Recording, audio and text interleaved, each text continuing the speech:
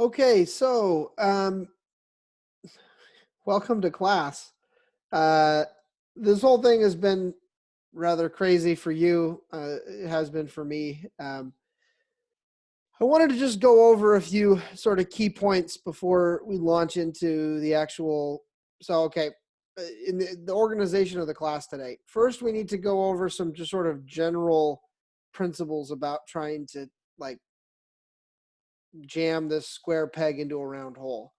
Um, the next thing we need to do is we need to talk about some class specifics. Um, and then hopefully we'll have some time. Okay, and then I want to do a quick thing on accessing files using SCP that hopefully will allow you guys to get at the files on the computers in 123. And then we'll see. Hopefully we have some time to work on projects or talk about things. We're just going to see how that works. Okay, a couple of just sort of general things about Zoom. So all of you are obviously very proficient Zoom users because you know that when you're not talking, you should mute yourself. You and all four of you have happily muted yourselves. You can unmute yourself either by clicking the button in the bottom left corner of your screen, or you can hold the space bar. If you hold the space bar, of course, as soon as you release the space bar, it will mute yourself again. That's just a nice way to prevent the awkward thing where you forget to mute yourself. And, you know, then you're like yelling at your cat over the whole call or something.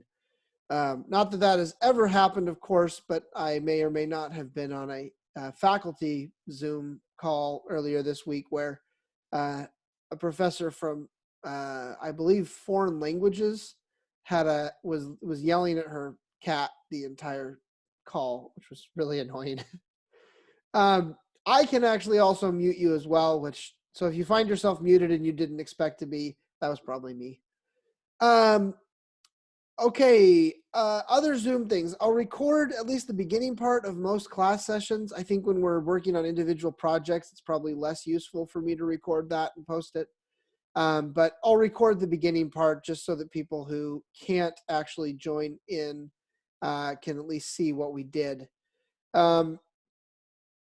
And yeah, I think that's all the Zoom related stuff I was going to say. Okay, next thing to tick off is sort of just general stuff. So like you, I am not allowed on campus. I have been told I should like never ever go there. I'm not allowed to be there. I'm not allowed to think about being there. So if there are any problems with the 123 computers that I can't fix remotely, we're just out of luck. So they are working on trying to figure out some kind of a policy for, you know, short visits. The problem is that it's hard to try to keep it in you know, rare short visits. But it's possible that if we do run into some hardware issues, you know, computer needs to be rebooted or whatever, I might be able to arrange a time to physically go on campus, get in 123 and reboot something, but I won't be able to I won't be able to work there. They're trying to basically keep us all locked in our houses as much as possible. I am planning on having a live Zoom meeting available for each of our scheduled class sessions. So that would be Tuesdays and Thursdays starting about 9:30. Those will go as long as they need to go. I would encourage you to attend them, but of course, if you can't, you can't, and that's just life, and we'll deal with it. I'll record at least the first part of all of those and post them on Blackboard, and also on the Slack channel. So I'm going to try to use both. The Slack channel is probably the safer bet, but I'll try to post things on Blackboard as well. The So, generally speaking, I have sort of come up with 4 sort of basic principles that govern how I'm going to approach this class. The first one is this really sucks. None of us signed up for this, right? None of us signed up for this class online. There's a reason we don't teach this class online in the first place. It's just a bad idea to try to do all of this with 0 face-to-face interaction. That being said, that leads to key principle number 2, which is that it's what we got. This is where we are. This is what we have to deal with. And so we're just going to try to make the best of what we have. The third is that this class should not be your top priority right now. There are a lot of things going on in the world. You may get sick. Your family members may get sick. This may impact you. You may have to move into, less than ideal living arrangements. You may have to get a job because all of a sudden, the economy is terrible. Whatever, right? There are more important things going on than this class. So that being said, if you need to at any point take an incomplete, drop the class, whatever, I will support you 100%. The College of Natural Sciences has decided that they will not be accepting drop requests until April 1st. That's twofold reason there. One is that they don't want people to panic drop all their classes. And the other reason is that they basically don't know how to do this. Like everyone else, they're flying by the seat of their pants. And up until yesterday. Up until yesterday, the drop form didn't even exist as a PDF. So they had previously resisted this because they wanted people to fill them out in person, right? And so they didn't even make a PDF of the form, which meant that nobody could.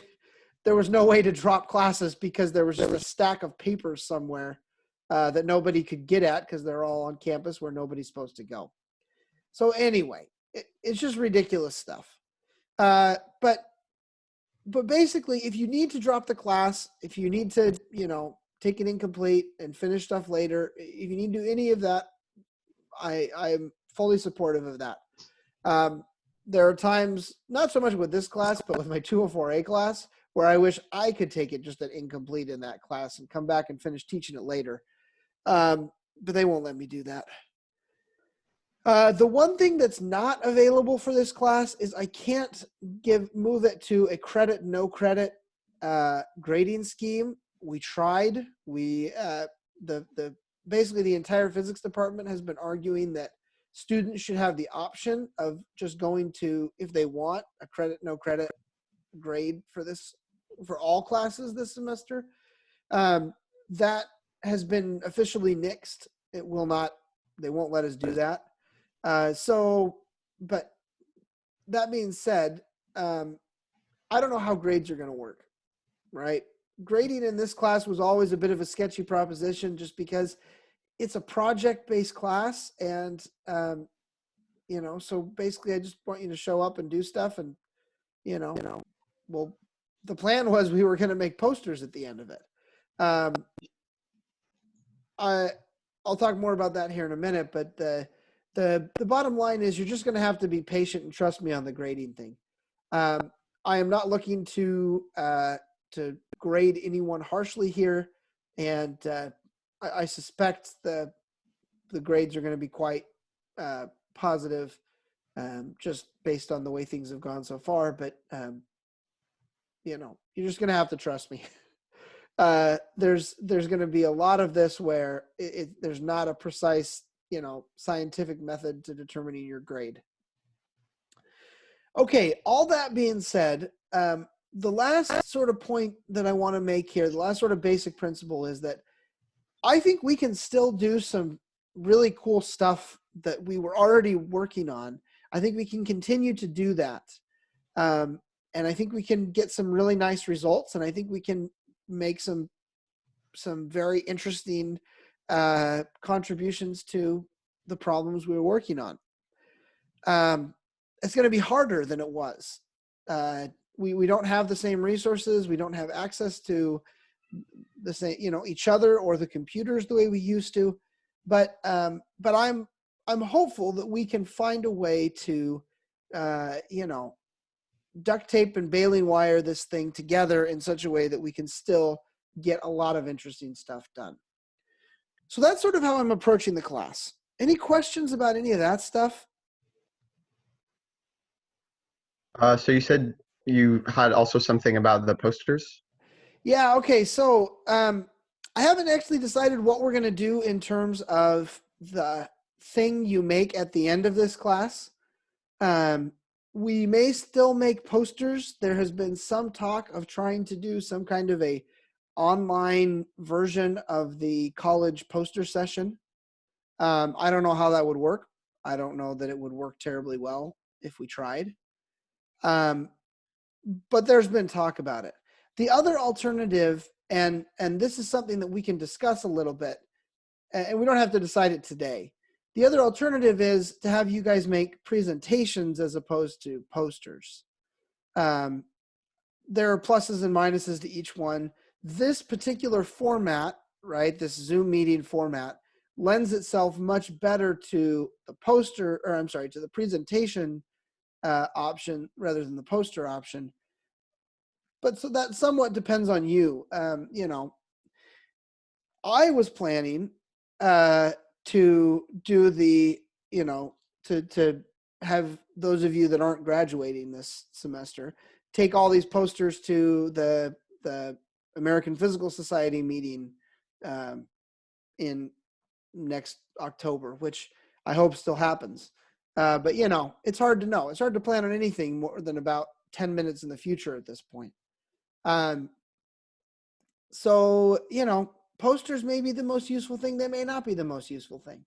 I think some of that will just depend on how things go and sort of the feeling we get on this. So I guess what I'm saying is I'm open to a couple of different options there. And we don't have to figure it out today. We can figure that out, as we go.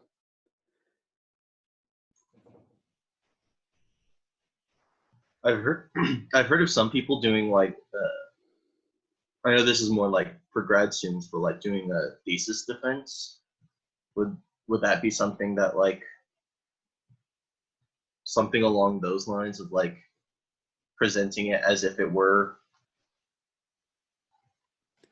Yeah, Like, I mean, we could definitely do that. That would basically be the same as doing the presentation style. Yeah. So, yeah, I mean that's certainly a possibility. We can talk about a number of different formats. The nice thing about the presentations is that it lends itself well to the format we're stuck with, right? Which is our joyous Zoom meetings. Oh, actually, that brings up one other thing that I forgot to mention in sort of my Zoom intro. So I'm doing this all from home, obviously not in front of Kendall Hall, although I have a lovely virtual background. The more time you spend on Zoom, particularly listening to administrators drone on during Zoom meetings, the more you explore all the options in the preferences. So anyway, I am currently doing this from home. My lovely home in rural Glenn County has decent internet, but unfortunately it has a cap on my total data usage. So if I hit that cap, I will all of a sudden not be able to do Zoom.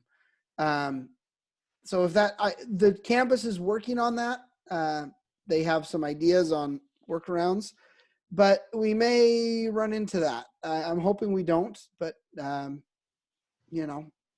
So if that happens, what'll probably happen is I will set up Zoom meetings, and I just won't be in them. I'll set up the meeting and then log right back out again, and you guys can meet, and I'll just I don't know what I'll do, but yeah. So heads up on that. Okay. Any other questions about sort of the structure of the class?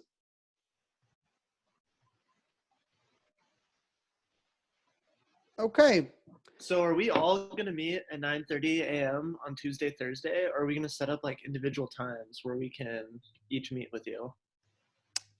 So what I'd like to do is I'd like to keep doing these sort of all group meetings Monday or Tuesdays and Thursdays at 9:30, and they'll just go for as long as they need to go.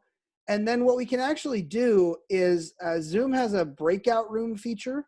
So I can actually put you guys in groups where you'll be in a sort of sub meeting, and I can then join in on the different sub meetings. You guys are of course welcome to run these anytime. I think I've set this up so that you guys can access this link and have access to this Zoom meeting space anytime. So even when I'm not here, I think we'll find out if that's actually true or not. I haven't actually tried that particular Zoom feature yet, but you guys, so if you guys want to meet, the Canopy Wave group wants to meet, Wednesdays at 3:00, you should be able to do that.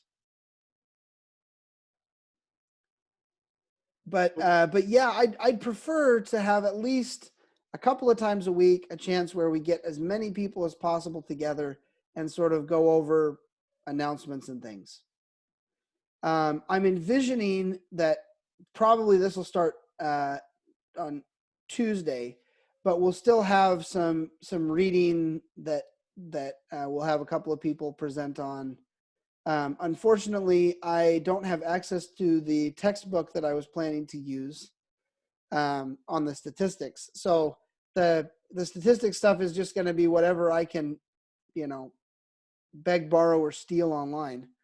But yeah, so we'll have, the goal is we'll still have some level of, everybody gets together. We'll be in a, virtual room together for a little while. And then we can sort of break out however people find useful. And the other thing is, if there are individual questions, we can always set up a time to chat individually as well. Any other questions? Those are good questions. Keep them coming.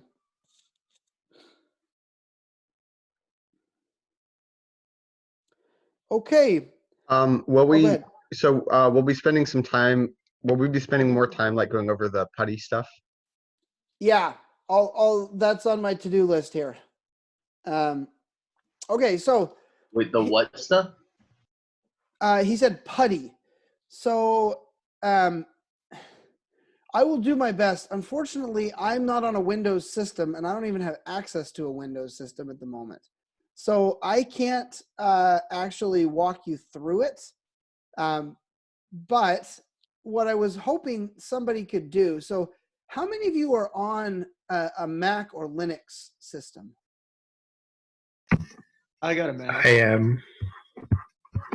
have a Linux system. Okay, so we've got, let's see, 3 Linux, and then Bjorn, I'm guessing you're on a Mac or a Windows machine. This is true. Anybody else? I mean, I have dual boot, but it runs faster on Windows. So, Okay. or I have like one of those Oracle VirtualBox emulator type deals. Oh, okay. I'm on a Windows as well. I'm sorry, who is that? Dylan. Oh, Dylan. Okay. Okay, so here's what I want to do. I'm gonna give a quick demo on accessing the computers in 123 from the Windows command line. I'm sorry, from the Linux command line. The plus to this is that this is what you will access, what you will see once you're in Windows. I'm sorry, once you've logged into the remote system. What I'd like to do, Bjorn, I don't know if you can do this, but could you bring up, or Dylan or somebody, could you bring up Putty on your computer and then share that? Yeah, I can. Okay. So you should be able to share your screen. Yeah, let me figure out. Let's see. If you hit Alt S, apparently it will share your screen. I think And I got it. you also don't have to do the whole screen. You can just do, there you go. Okay, so this is the Putty configuration thing. So what you're going to do, your host name is richard.csuchico.edu. Okay. And it's a port 22 connection, and you want SSH. There are several different ways to get in. Okay, so go ahead and hit open. Oh, hold on a second. Yeah, it may have opened up a new window, so it's not shared anymore.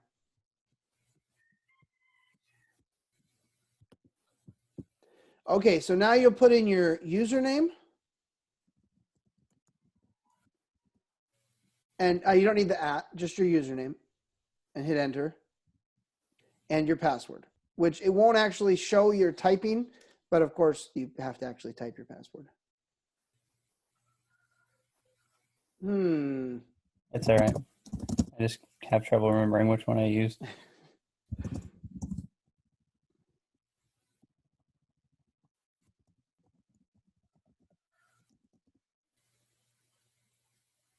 All right, let's see. There's only so many.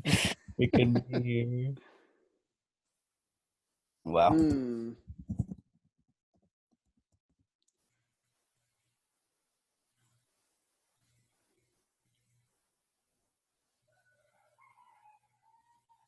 Well, it's not telling you no. True.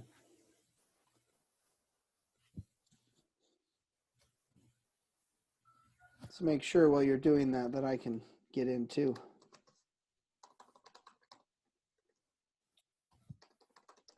My internet is kind of shady. Can you hear me still?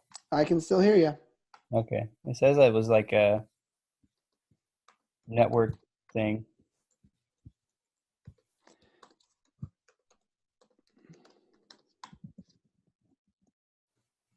I was able to log in on my end. Okay.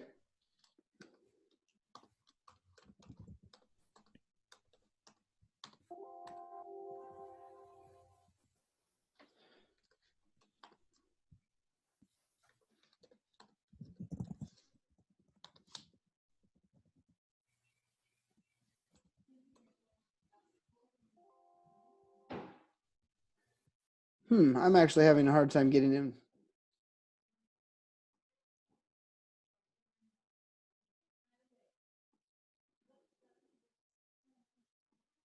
Dylan, were you ever able to get in? Oh, we might have lost Dylan. Not so far. Okay. But Bjorn, you were able to get in?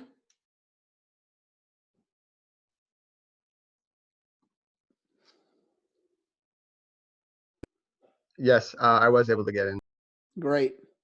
Okay, so for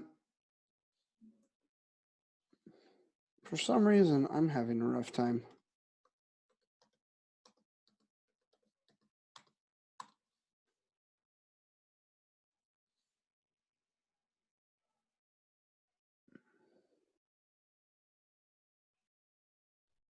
Oh, there's Blake again.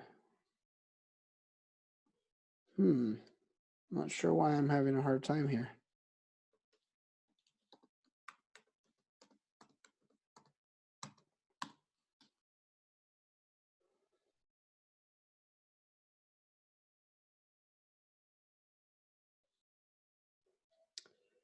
Well, this is part of the joy of this whole thing, is that everybody's doing this.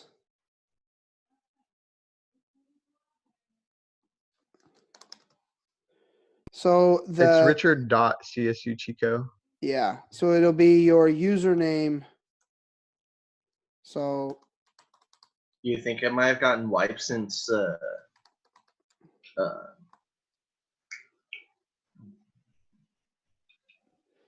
Well, using that.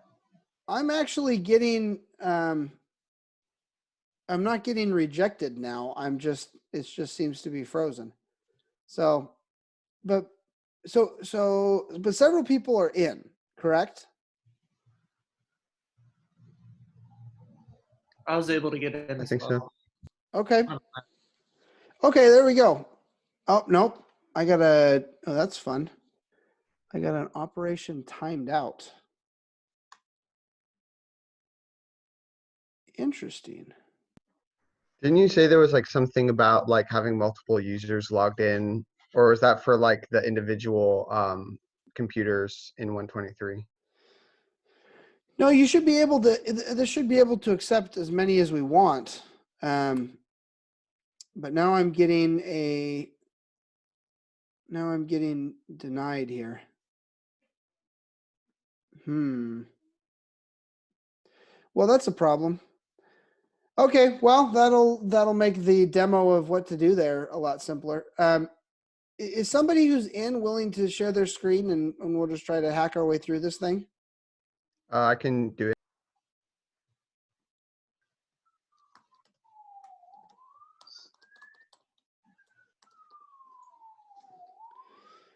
Okay, wonderful. Oh, there's a new release. That shouldn't actually cause problems, but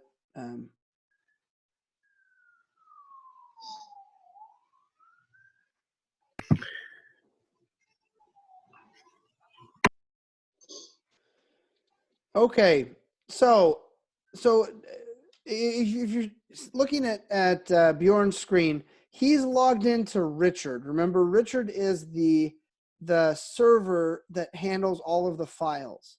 So the first thing I wanted to show is how to get your files if you need to get files off of those computers.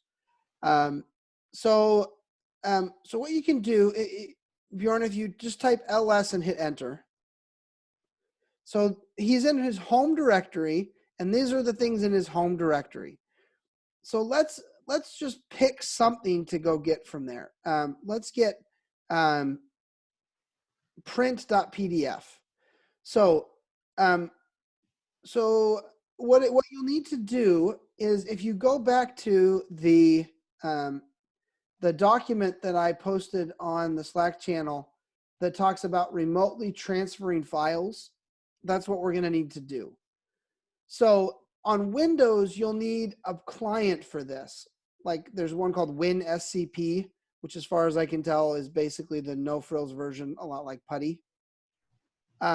It's often difficult because you have to know the path to the file you want to grab, which means you're going to need to be logged into, you're going to need to SSH remotely into it in order to find the file, right? Okay, so but we know, looking at Bjorn's screen, that in his home directory, there's a file called print.pdf. Let's go to your desktop. Do you have stuff on your desktop? And do an ls, yeah. Okay, he's got stuff on his desktop. Let's go into 498 because that's what we're doing here.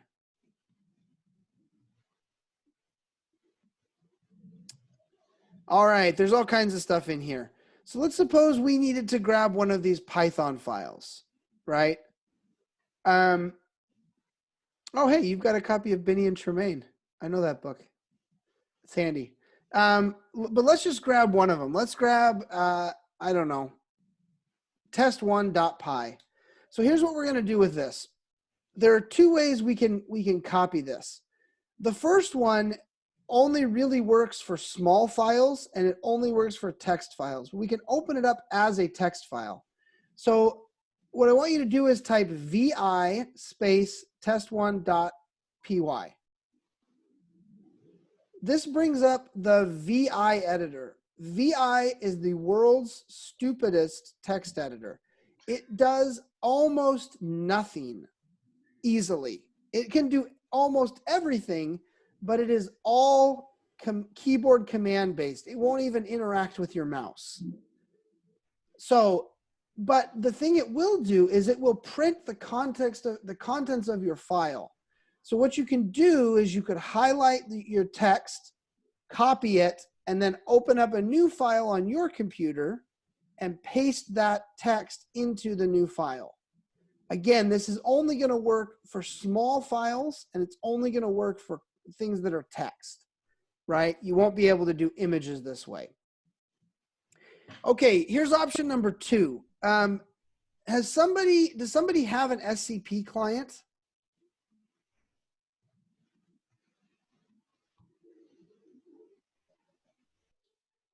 I'm going to take that as a no. Okay, so On here, my end.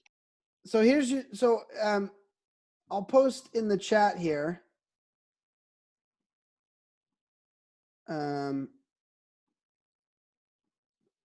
Let me post this in the chat. This is a link to, oh, no, that was not what I wanted. Oh, come on. Copy link. Nope, it's just going to be difficult. Okay.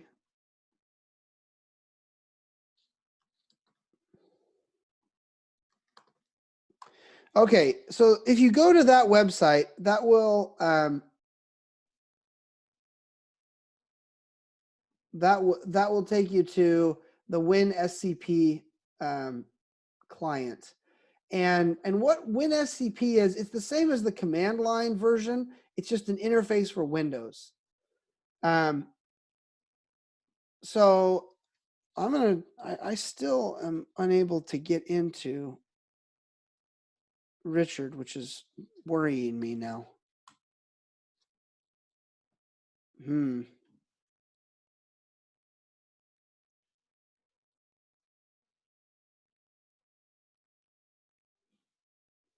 Well, it may,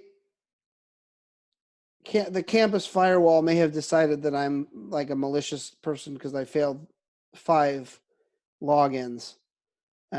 So I may have to come back and try this again later. Okay, but anyway, the way SCP works, let's see if I can SCP in.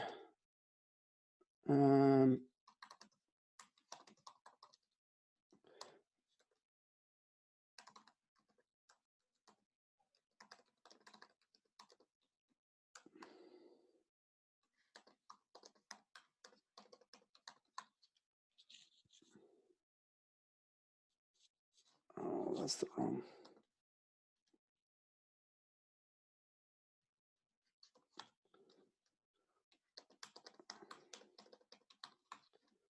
Okay, well, this will work. Let me show you this version of it, and hopefully that's helpful. Okay, let me, Bjorn, I'm gonna boot you off sharing your screen. Oh, you booted yourself off. That's handy.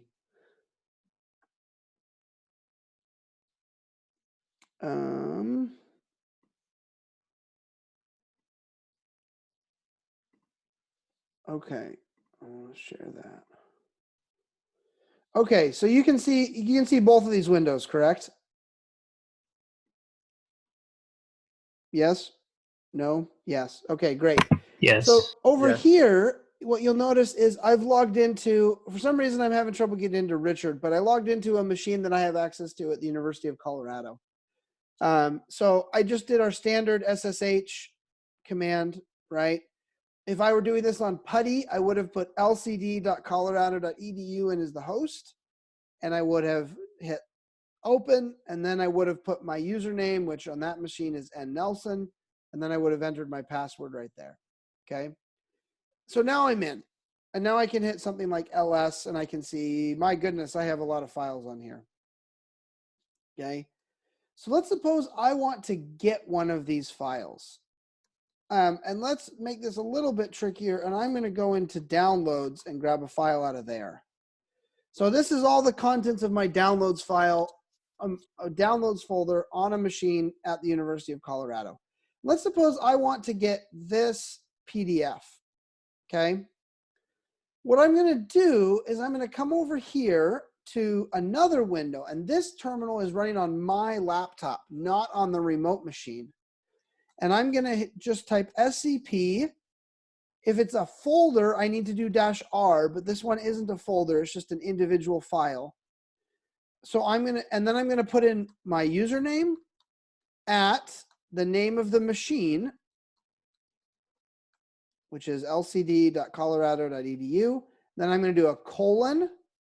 A tilde means my home directory / downloads / the name of the file, which I just highlighted over here. And I can come over here and paste it. It's PDF. Okay, that told SCP what file I wanted and where to go get it. Now I need to tell it where to put the file.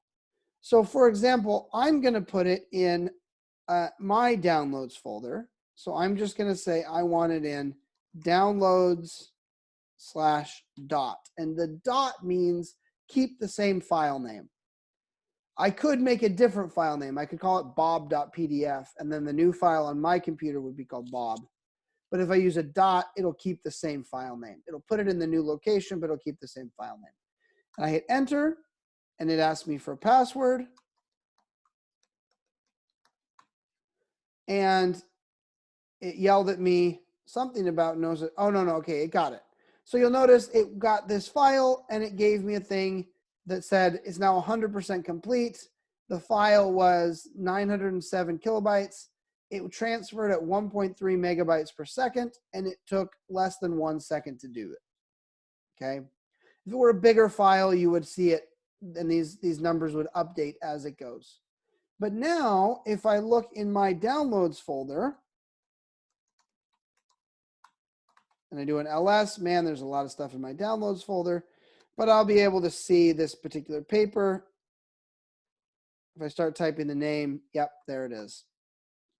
And I could open it. The open command works on Macs. I don't know if it works on everything, but yeah, you can see, yep, we got the paper. Okay, if you're doing this from WinSCP, it'll be very similar, except for it'll be a graphical interface. So has anybody had a chance to download that and install it while we've been talking? I have mine installed and downloaded. Okay, great. Let me stop sharing. And then do you want to show us yours? Sure. Great.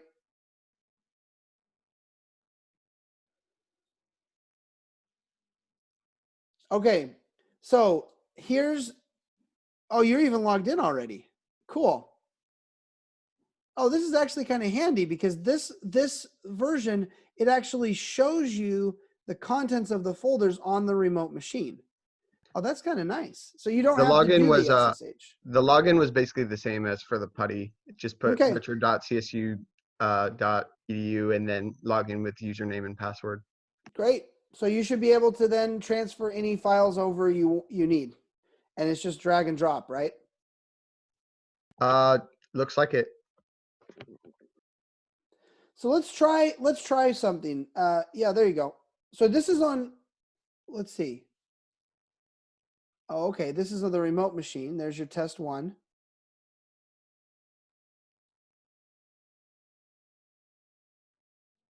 And yeah, just, drop it somewhere.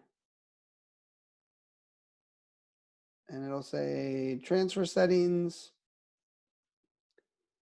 Great. And okay. Great. It transferred. Okay. So for those of you on Windows, the WinSCP option works as well. There is, I believe, a GUI version of an SCP client for Mac as well. There's probably one for Linux, but you can also just do it by the command line. So that'll allow you to at least get your files. That doesn't necessarily allow you to do anything with them, but you can at least get your files if you have things you needed to access on there. Questions about any of this?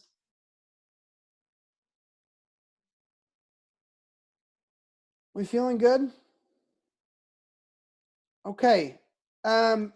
the next thing we need to do is we need to have, and Blake, this is going to be tricky for you because you're the only one here in your project. But we need to have a little bit of a discussion about projects and how people see them going forward. So here's my take on this, and I'm interested in your thoughts. So let's start with the traveling salestronaut problem. Dylan and Josh and Leonard, I'm interested in your thoughts on this, but I think you guys can probably continue working on that fairly effectively remotely. Do you guys feel that way?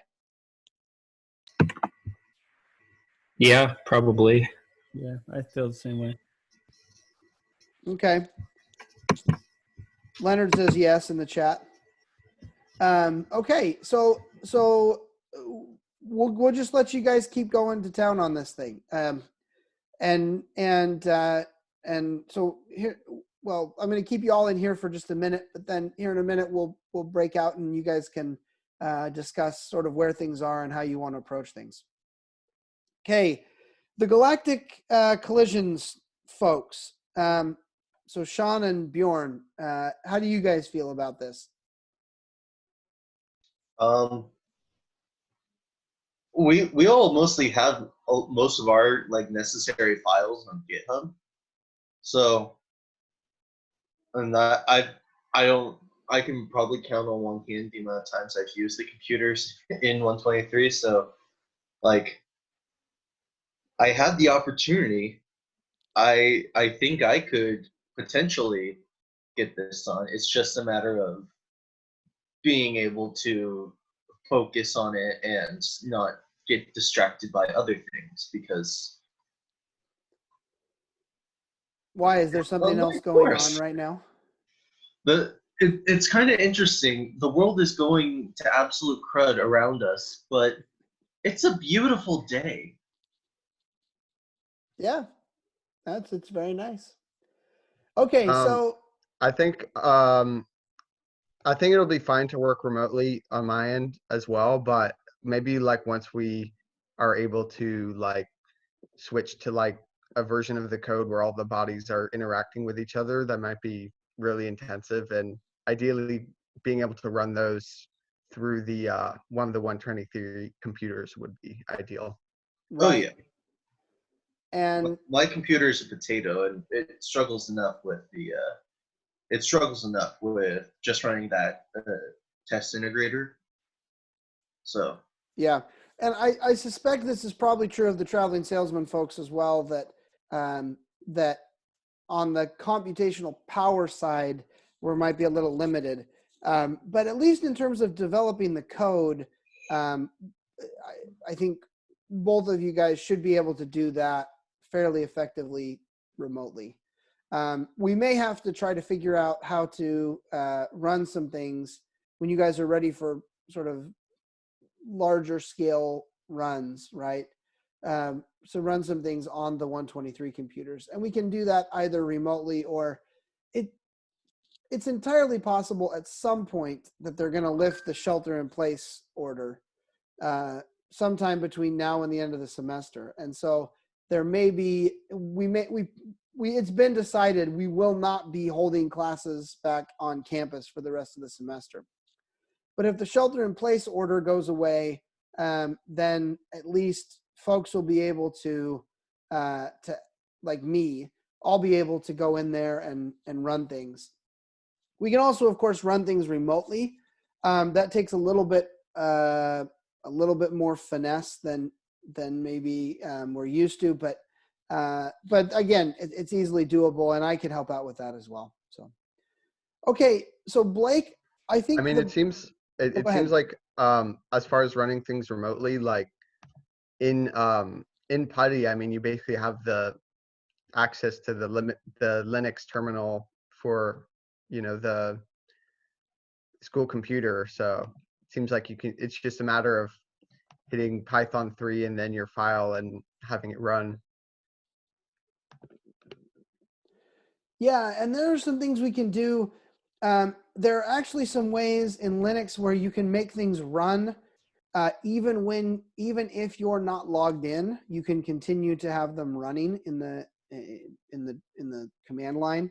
So so we can do things like, if it's got to run for a day, we may be able to just launch the job, and then, or we should be able to launch the job using PuTTY, and then you can log out, so your computer doesn't have to sit there trying to maintain a connection, and it should be able to continue running remotely. I can help you set that up as well. Any other comments on the running remotely bit? Okay, that brings us to Blake. Give me your thoughts, Blake. Yeah, I mean, I'm fully willing to keep working on it. I mean, I have OpenFOAM and such downloaded on my computer. I mean, I'd love to get those Canopy waves actually going, but I mean, I'm sure it'll just be like twice as hard now that we're remotely, just as you've mentioned. Yeah, I mean, the big challenge. So you have OpenFOAM on the computer you currently have with you. Is that correct? Yeah, so I'm ready to start changing stuff and going. Great. Okay, well, that's wonderful. I think running OpenFOAM remotely is going to be a little trickier. I had some conversations with Eric the past couple of days. He can run OpenFOAM over SSH, but the data files are too big, and he can't. We haven't been able to figure out how to run Paraview remotely. So there's some challenges there. But if you've got OpenFOAM up and running, yeah, okay, then let's keep going there. We may need to shuffle some people between projects. So for example, if we can't, if it's not possible for Eric to run OpenFOAM either remotely or on his machine, which to this point it's not, we may need to shuffle him around to a different project. But I think, Blake, I think if you're feeling good about it, we'll keep pushing ahead on this. Yeah, definitely. Yeah, I think Harmon's just been working at his parents' gas station in Red Bluff or something like that. So I think he's somewhat available. Okay. Well, I'll check in with the folks that aren't actually, on this call, and we'll see what they want to do. But okay. All right. Well, then we'll just press forward as best we can. Any other pressing individual issues in terms of accessing files or being able to run things? Okay. Then here's what I'm going to do. I am going to try to set up breakout rooms. So I need to manually, we're going to go into 3 breakout rooms. Okay, so Bjorn and Sean, I'm going to put you in one breakout room. I'm going to put Dylan, Josh, and Lenny in the second one. And Blake, you get a breakout room all to yourself. And